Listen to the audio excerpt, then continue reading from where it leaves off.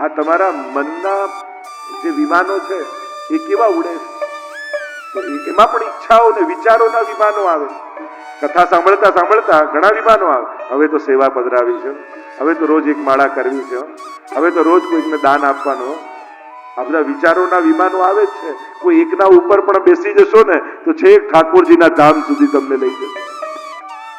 તો પ્રભુ પોતે વિમાન લઈને આવ્યા અને બધા જ નગરવાસીઓને સદે ભગવત ધામમાં પ્રાપ્ત. કહ્યું આ ભગવાનની ભાગવતી કથા એવી છે, દુંદકારી જેવો પાપી હોય તો એને પણ મુક્ત કરનારી કથા. અપી ચેત્સુ દુરાચારો ભજતે મામ અનન્ય ભાગ સાધુ રેવ સમંતવ્ય સમ્યક વ્યવસ્થિતો હિ સહ. ગીતાજીમાં આપણે કહ્યું ગમે તેટલો પાપી હોય પણ મને ભજવાનો સંકલ્પ કરે એને સાધુ જાણો. એનું લક્ષ્ય ઉત્તમ. સિદ્ધાંત રશ્મિમાં મહાપ્રભુજી પણ સમજાવે છે ને કે ગંગાત્વમ સર્વ દોષાણામ ગુણ દોષાદિર વર્ણના ગંગાત્વેન નિરૂપ્યાસ્યાત તદવદત્ત પ્રાપિ ચૈવહી. જેમ ગંગાજી વહેતા હોય અને ઘણા નદી નાળાના જળ ગંગાજીમાં ભળી જાય, નાળાનું પાણી ભળી જાય, પણ ભળે ગંગાજીમાં પછી એ ગંગા રૂપ થઈ જાય છે, પછી એ ગંગાજી તરીકે ઓળખાય છે. એમ જ હજારો દોષોથી ભરેલો આ જીવ એકવાર પ્રભુની કથામાં આવીને બેસી જાય, એકવાર પ્રભુને શરણાગત થઈ જાય તો પ્રભુ કહે ગંગાજીની જેમ હું એને પાવન કરી દઉં છું, પવિત્ર કરી દઉં છું. એ પણ પછી ભગવદ રૂપ બની જતો. એવું આ કથા ગંગાનો પ્રભાવ છે. અહીંયા 6થા અધ્યાયમાં કથા શ્રવણની વિધિ બતાવી. કથા ક્યાં બેસાડવી, કઈ રીતે કરવી, કોના મુખે સાંભળવી એના વિધાન આપ્યા. વિવાહે યાદૃશમ વિત્તમ તાદૃશમ પરિકલ્પયેત. સૌથી પહેલા એમ થાય ને કે કેટલું બજેટ બનાવવું, તો કે લગ્નમાં જેટલું બજેટ રાખવું એટલું કથામાં રાખવું. કારણ કે આ પણ પ્રભુ સાથેના વિવાહ છે. જો પહેલા દિવસે વરઘોડો લઈ ઠાકોરજી આવ્યા, 7 દિવસ 7 ફેરા થશે અને 7મા દિવસે આ જીવ રૂપી કન્યાને વરીને ઠાકોરજી લઈ જાય. વિવાહે આ પણ પ્રભુ સાથેના અલૌકિક વિવાહ. આપણે તો બ્રહ્મ સંબંધને કહીએ ને, આ પ્રભુ સાથેનો વિવાહ છે. નામ નિવેદન એ સગાઈ અને બ્રહ્મ સંબંધ એ વિવાહ. કારણ આ સંસારમાં ફસાયેલો જીવ મહાપ્રભુજી અંતઃકરણ પ્રબોધમાં આજ્ઞા કરે છે. પ્રૌઢાપિ દુહિતા યદ્વત સ્નેહા ન પ્રેષ્યતે વર તથા દેહે ન કર્તવ્યમ વરસ્તુષ્યતિ નાન્યથા. જેમ કોઈ માને એની દીકરી બહુ વાલી હોય અને એટલી બધી વાલી છે કે એ મોટી થઈ ગઈ છતાં એને પરણાવતી નથી, એટલો બધો એને પ્રેમ કરે છે. હવે ગામવાળા કહેવા લાગ્યા કે હવે ઉંમર લાયક થઈ, હવે તો એને પરણાવવો જોઈએ, એટલે ગામના શરમથી લગ્ન કરાવી દીધા. પણ એટલો મોહ દીકરીમાં છે કે એને વળાવતી નથી પતિને ત્યાં. અને નથી વળાવતી તો મહાપ્રભુજી કહે એ પતિને નારાજ કરે છે અને દીકરીનું પણ અહિત કરે છે. અને એટલા માટે હે વૈષ્ણવો, તમે આવું ન કરતા. આ દેહ રૂપી દીકરીને પ્રભુ સાથે પરણાવી દીધી છે, પણ હવે જો સેવામાં નહીં લગાવો તો પ્રભુને નારાજ કરશો અને તમારા દેહનું પણ અહિત તમે કરી રહ્યા છો. આવું તમે તમારા જીવન સાથે ન કરતા. પ્રભુ સાથે બ્રહ્મ સંબંધ આપીને વિવાહ કરાવ્યા પછી એને સેવામાં જોડી દેજો. એમાં જ આ દેહનું કલ્યાણ છે, એમાં જ આ જીવાત્માનું કલ્યાણ છે. અને એટલા માટે આ ભાગવત કથા પણ શ્રી મહાપ્રભુજીએ 16 ગ્રંથમાં પંચપદ્યાની અને જલભેદ બંનેમાં ચર્ચા કરી. વક્તા અને શ્રોતાની કેવા લક્ષણ વાળા હોય. અહીંયા લક્ષણ આપ્યો વિરક્તો વૈષ્ણવો વિપ્રો. બહુ લૌકિકમાં આસક્ત ન હોય, વૈષ્ણવ હોય, ઠાકોરજીને માનનારો હોય. વિપ્રો બ્રાહ્મણ હોય, વેદ શાસ્ત્ર વિશુદ્ધિકૃત, વેદ શાસ્ત્રોને જાણનારો હોય. ગંભીર અને ગહન વાતને પણ દ્રષ્ટાંત કુશલો ધીરો, દ્રષ્ટાંત આપી સરળતાથી સમજાવે એવા વક્તાના મુખે કથા સાંભળવી. ભોજન કરવું કે ઉપવાસ કરવો, મુખ્ય વાત છે શ્રવણ કરવું. જો પેટ ભરીને જમીને કથામાં આનંદ આવે તો પેટ ભરીને પ્રસાદ લો. અલ્પાહાર લઈને મન વધારે કથામાં લાગે તો અલ્પાહાર લો. વ્રત કરીને કથામાં મન લાગે તો વ્રત કરો. પણ મૂળ વાત છે કથામાં મન રહેવું જોઈએ. ઘણી વાર લોકો એવા ઉપવાસ કરી લે કથામાં કે કથા ટાઈમે તો આંખ જ મીચાઈ જાય. તો એવું વ્રત નહીં કરે. કથામાં વધારે મન લાગે એ રીતે કથામાં બેસે. કારણ કે અહીંયા મુખ્ય શ્રવણ છે. કારણ કે શ્રવણ ગયું તો વ્રત કામનું નથી. શ્રીનાથજી બાબાનું દક્ષિણ ચરણ, જમણું ચરણ, પ્રથમ સ્કંદ અધિકાર લીલા કહી મહાપ્રભુજી. શ્રીનાથજી બાબાની આખી પીઠિકા છે. જે તમે કંદરાના દર્શન કરો છો શ્રીનાથજી બાબાના, એમાં 12 સ્કંદો પ્રગટ રૂપે બિરાજમાન છે. આપણે શ્રીનાથજીના તો દર્શન કરીએ છીએ, પણ કેવલ શ્રીનાથજીના દર્શન ન થાય. જ્યારે પુસ્તકાલ આદિ હોય ને થાળું વસ્ત્ર ન ધરાવ્યું હોય ત્યારે શ્રીનાથજીની પીઠિકાના ચિહ્નોના દર્શન પણ કરવા જોઈએ. આ 12 સ્કંદો ચિહ્નો રૂપે શ્રીનાથજીની કંદરામાં બિરાજે. જો તમને દર્શન કરાવું તો શ્રીનાથજી બાબાની કંદરામાં 2 ગાય છે. એ પ્રથમ સ્કંદનું ચિહ્ન છે, સંકેત છે, ભાવાત્મક રૂપે છે. પ્રથમ સ્કંદમાં પૃથ્વી અને ધર્મનો સંવાદ આવે છે. પૃથ્વી ગાય રૂપે અને ધર્મ બળદ રૂપે. એ બંને ગાયોના સૂચક છે. શ્રીનાથજી બાબાની કંદરામાં ઉપર એક શુકનું ચિહ્ન છે, પોપટનું. એ દ્વિતીય સ્કંદ છે, જેમાં શુક ઉવાચ, શુકદેવજી બોલવાની શરૂઆત કરે. શ્રીનાથજીની કંદરામાં એક મુનિ બેઠા છે, એ છે કપિલ ભગવાન. એ તૃતીય સ્કંદમાં કપિલ ભગવાનની કથા આવે છે.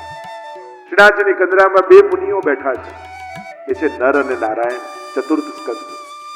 એમાં એમની કથા છે. શ્રીનાથજી બાબાની કંદરામાં એક ઘેટાનું ચિહ્ન છે, મેષ. 12 રાશિઓમાંની પહેલી રાશિ મેષ. 5મા સ્કંદમાં કાલ ગણનાનું વર્ણન આવે છે. ભવાટવી આદિનું વર્ણન છે. એનું પ્રતીક આ મેષ, પહેલી રાશિ. 5મ સ્કંદ. શ્રીનાથજી બાબાની કંદરામાં 2 ગાયો, એક ગાય ને બીજું વાછરડું. વાછરડું દૂધ પીતું જાય ને માને લાત મારતું જાય, છતાંય માં દૂધ પીવડાવવાનું બંધ નથી કરતી. આ તો પ્રભુની પુષ્ટિ છે. અને પુષ્ટિ લીલા એ 6ઠ્ઠો સ્કંદ છે. શ્રીનાથજી બાબાની કંદરામાં નરસિંહ ભગવાનનું ચિહ્ન છે. એ છે 7મ સ્કંદનું ચિહ્ન, જેમાં નરસિંહ અવતારની કથા છે. શ્રીનાથજી બાબાની કંદરામાં એક સર્પનું ચિહ્ન છે. એ છે 8મો સ્કંદ, 8મ સ્કંદ, જેમાં વાસુકી નાગને દોરડું બનાવી સમુદ્ર મંથનની કથા આવે. એ 8મા સ્કંદના પ્રતીક રૂપે. શ્રીનાથજી બાબાની કંદરામાં 2 મોર છે. એ નિષ્કામ છે. 9મા સ્કંદના પ્રતીક રૂપે છે, જેમાં નિષ્કામ ભક્તોની કથા છે. ઈશસ્ય અનુગામીનામ કથા, ઈશાનું કથા. શ્રીનાથજી બાબાની કંદરાની મધ્યમાં ઠાકોરજી વિરાજમાન, એ 10મ સ્કંદ, જેમાં પ્રભુના પ્રાગટ્યની ને પ્રભુની લીલાઓની કથા છે. શ્રીનાથજી બાબાને ફરતે એક સર્પ છે, ઘૂંટણથી જાય છે. એ 11 સ્કંદનું પ્રતીક છે. એ મુક્તિ લીલા 11 સ્કંદ. એમ કહેવાય કે સમય થાય અને સાપ પોતાની કાચડી ત્યાગે નહીં તો એ આંધળો બની જાય. મોહનું મરવું, મોહનું છોડવું, એ જ મુક્તિ છે. અહીંયા મર્યા પછીના મુક્તિની વાત ભાગવતમાં નથી. અહીંયા તો જીતા જીવંત મુક્તિના અનુભવ કરાવવાની વાત છે. અને શ્રીનાથજી બાબાની કંદરામાં શ્રીનાથજીનો ઊંચો ઉઠેલો હસ્ત, વામ હસ્ત, ઉક્ષિપ્ત હસ્ત પુરુષો ભક્ત. એ ઊંચો હાથ, એ આશ્રય લીલા, 12મો સ્કંદ. 12મા સ્કંદમાં આશ્રય લીલાનું વર્ણન છે. તો 12 સ્કંદો તમે એકવાર શ્રીનાથજીના દર્શન કરો ને તો આખી ભાગવતજીનું પુણ્ય તમને મળે. આ 12 ચિહ્નોના દર્શન કરવા માત્ર. પ્રવેશ કરીએ પ્રથમ સ્કંદમાં, અધિકાર લીલા. અધિકાર શબ્દ 2 રીતે વાપરતા હોઈએ. એક, આના પર મારો અધિકાર છે, હકના રૂપમાં. અને બીજો, પુષ્ટિ માર્ગીય વૈષ્ણવ વિશેષ રૂપે વાપરતા હોય, કદાચ આનો અધિકાર નહીં હોય, આપણે એમ કહીએ પાત્રતાના રૂપમાં. એક વસ્તુ યાદ રાખજો, પ્રભુ પાત્ર બનાયા વગર પ્રાપ્તિ કરાવતા નથી. પહેલા પાત્ર બનવાની પ્રક્રિયામાંથી જીવે પસાર થવું પડે, પછી જ એને પ્રાપ્તિ થાય. માટીને એમ થયું કે આ મને કેમ કચડે છે, કુંભાર પગથી રૂંધવા લાગ્યો. મેં કયા એવા પાપ કર્યા આના પગમાં રૂંધાવું? પાછો ચાકડા પર માટી નાખીને અંદર હાથ નાખીને થપ્પડો મારે. માટીને થયું કે મારે થપ્પડો ખાવી પડે, કયા પાપ મેં કર્યા? પાછો ગળાનો આકાર મળ્યો તો અગ્નિમાં નાખી દીધો. બળબડતા અગ્નિમાં બળે, થયું કે મેં કયા પાપ કર્યા કે અગ્નિમાં બળું છું. અને પાછો બજારમાં વેચી આવ્યો. જો ને ઘરમાંથી નીકળી બજારમાં બેઠો છું, કયા મેં પાપ કર્યા? પાછા જેટલા લોકો લેવા આવે એટલા ઉપર ટકોરા મારે. બરાબર છે કે નહીં, બરાબર છે કે નહીં? એને થાય કે આ કયા પાપ કર્યા, બધાની થપ્પડો ખાવી પડે. એટલામાં સવારનો સમય થયો.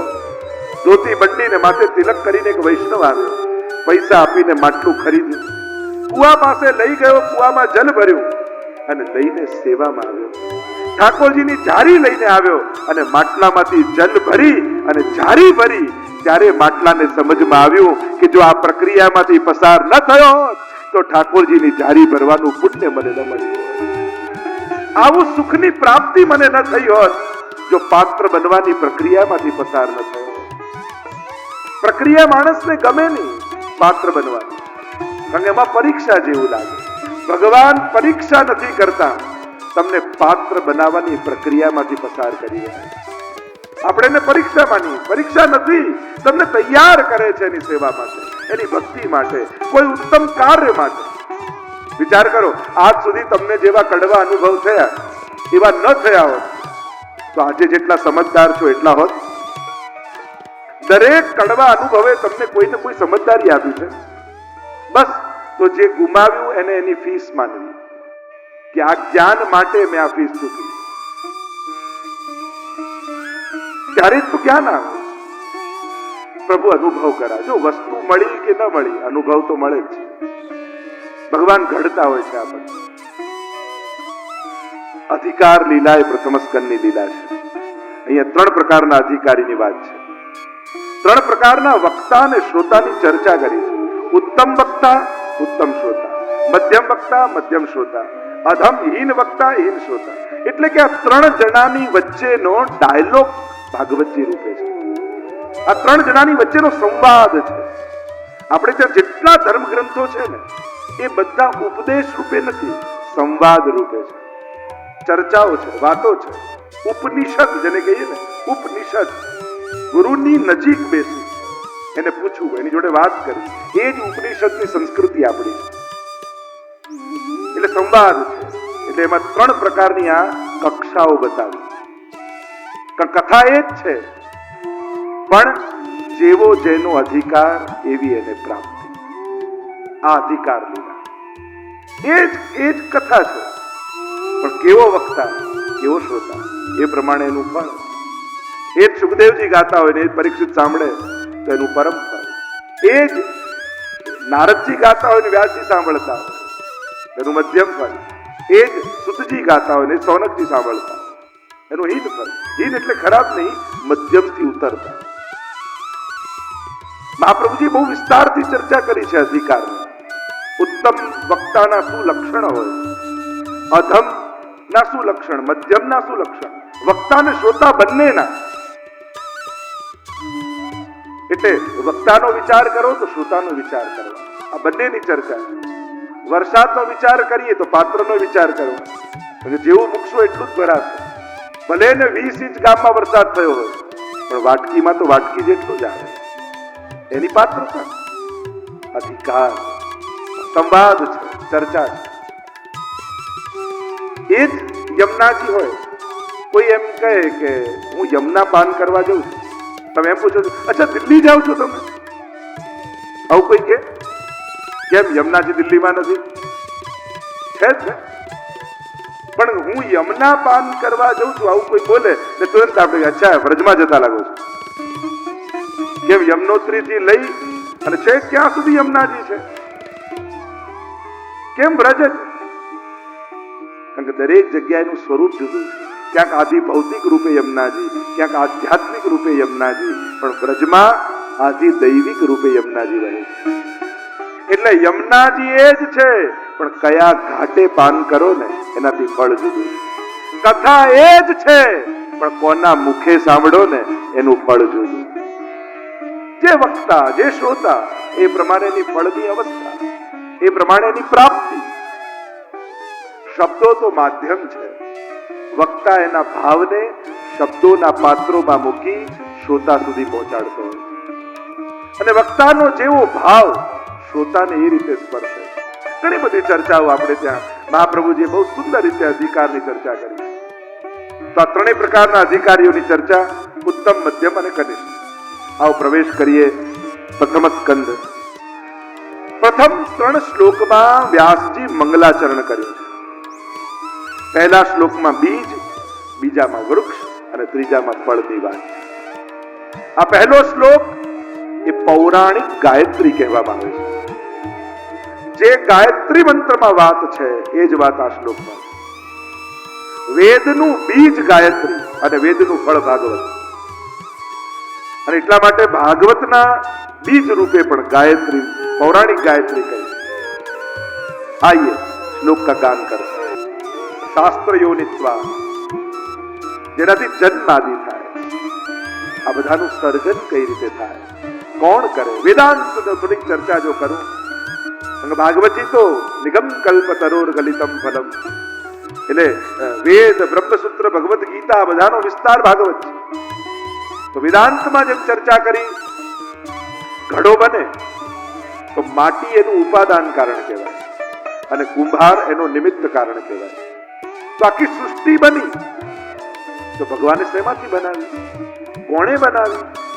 તો કે આ સૃષ્ટિનું ઉપાદાન કારણ ભગવાન પોતે છે. સર્જન ભગવાન કરે અને સર્જન બ્રહ્માજી પણ કરે છે.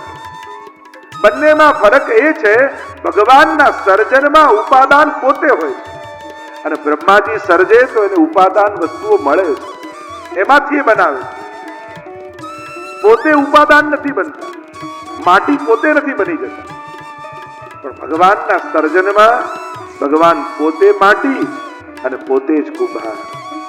આત્મકૃતે જ પરિણામા, પોતાનામાંથી પ્રગટ કરે. એટલે તો મહાપ્રભુજી બ્રહ્મ સત્ય જગત સત્યમ, જગતને પણ સત્ય માને છે મહાપ્રભુજી. માયાવાદમાં જગત મિથ્યા કહ્યું તો કહ્યું જગત સત્ય તમે કહો છો તો નાશવંત વસ્તુને સત્ય કેમ કહી શકાય? કારણ કે જગત પહેલા નહોતું, આજે છે, કાલે નહીં રહે. મહાપ્રભુજી કહે અહીંયા સર્જન અને નાશ નથી, અહીંયા તો આવિર્ભાવ અને તિરોભાવ છે.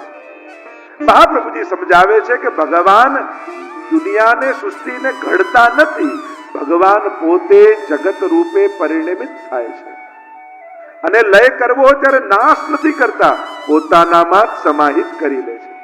એટલે અહીંયા સર્જન અને નાશ નથી, આવિર્ભાવ અને તિરોભાવ છે. કાચબાનું ઉદાહરણ આપવામાં આવે વેદાંતમાં. જેમ કાચબાને કોઈ ક્રિયા ન કરવી હોય ત્યારે ઇન્દ્રિયોને સમેટી લે અને ક્રિયા કરવી હોય ત્યારે ઇન્દ્રિયોને બહાર કાઢી, પોતાના મુખ, હાથ, પગ બધા બહાર કાઢીને પ્રક્રિયા કરવા લાગે. એમ બ્રહ્મને લીલા કરવી હોય ત્યારે પોતાનામાંથી જગતને પરિણમિત કરે છે અને લીલા સમેટવી હોય ત્યારે પોતાનામાં સમાહિત કરી લે છે. રૂપ નામ વિભેદેન જગત ક્રીડતી જોયત. તો કે આ જુદું જુદું કેમ દેખાય છે? તો કે છે સોનું, એના કુંડળ બનાવો, એની બંગડી બનાવો, એની વીંટી બનાવો, જુદા જુદા આકારને કારણે જુદા જુદા નામ આપો છો, પણ છે તો સોનું. એમ જ બ્રહ્મ જ જુદા જુદા રૂપ નામના ભેદથી ક્રીડા કરે, પણ તત્વતઃ તો એ બ્રહ્મ છે. એ બ્રહ્મ જ વિભિન્ન રૂપે આ લીલા કરી રહ્યો છે. પણ જીવ જ્યારે કરતા ભાવથી કર્મ કરે છે ત્યારે ભગવાન કહે કર્મણ્યવાધિકારસ્તે મા ફલેષુ કદાચ. આપણે કહીએ બધું ભગવાન કરાવે તો લોકો પ્રશ્ન એમ કરે, પાપ કરીએ એ પણ ભગવાને કરાવ્યા કહેવાય, એ અમે કર્યા કેમ કહેવાય? તો કરાવે એટલે કારમાં એન્જિનની જેમ ભગવાન છે. આ બધાની જોવાની શક્તિ, બોલવાની શક્તિ, ચાલવાની શક્તિ પરમાત્મા છે. પણ મા ફલે કર્મણ્યવાધિકા, કર્મા તો સ્વતંત્ર, કારમાં એન્જિનની જેમ ભગવાન, પણ સ્ટેરિંગ તો માણસના જ હાથમાં ભગવાન આપે છે. લે તને જોવાની શક્તિ આપું છું, પણ શું જોવું એ તારું કર્મ. અને મા ફલેષુ કદાચન, અને જે કર્મ કરે પછી ફળમાં તારો અધિકાર નથી, એ તો હું નક્કી કરું એ તને મળશે. બધું ઘર આવે એટલે શક્તિ રૂપે પરમાત્મા, બોલવાની શક્તિ પરમાત્મા, પણ શું બોલવું એના માટે જીવ સ્વતંત્ર છે. જે બોલીશ એવું પરિણામ તારે ભોગવવું પડે. બધું જ પરમાત્મા કરાવે એટલે બધાની આ શક્તિ રૂપ પરમાત્મા છે, પણ જીવને વાપરવા માટે સ્વતંત્રતા આપી છે. કાર ચલાવીશ એન્જિનની જેમ હું, પણ કારનું સ્ટેરિંગ તારા હાથમાં. કારને ક્લબમાં લઈ જવી કે હવેલીમાં એ તારે નક્કી કરવાનું, એમાં તું સ્વતંત્ર છે. સ્ટેરિંગ ભગવાન તમારા હાથમાં આપે. અને એટલા માટે આ જગતનું નિમિત્તોપાદાન કારણ પરમાત્મા પોતે છે, પોતે જ પરિણમિત થાય છે. અનેક પ્રકારના પછી ન્યાયશાસ્ત્રમાં પણ અભાવ ચતુર્વિધની ચર્ચા છે. પ્રાગ ભાવ, પ્રધ્વંસ ભાવ, અન્યોન્ય ભાવ, અત્યંતા ભાવ. મહાપ્રભુજી અભાવ ચતુર્વિધનો સ્વીકાર કરતા નથી. ઓમ પૂર્ણમદઃ પૂર્ણમિદં પૂર્ણાત પૂર્ણમુદચ્યતે પૂર્ણસ્ય પૂર્ણમાદાય પૂર્ણમેવાવશિષ્યતે. ઈશોપનિષદનું મંગલાચરણ. પૂર્ણ બ્રહ્મમાંથી પૂર્ણ જગત પરિણમિત થાય તો બ્રહ્મમાં કંઈ ઘટી નથી જતું, એ પૂર્ણ જ રહે છે. અને પૂર્ણ જગત પૂર્ણ બ્રહ્મમાં ભળી જાય તો એમાં કંઈ વધી જતું નથી, એ તો પૂર્ણ જ રહે છે.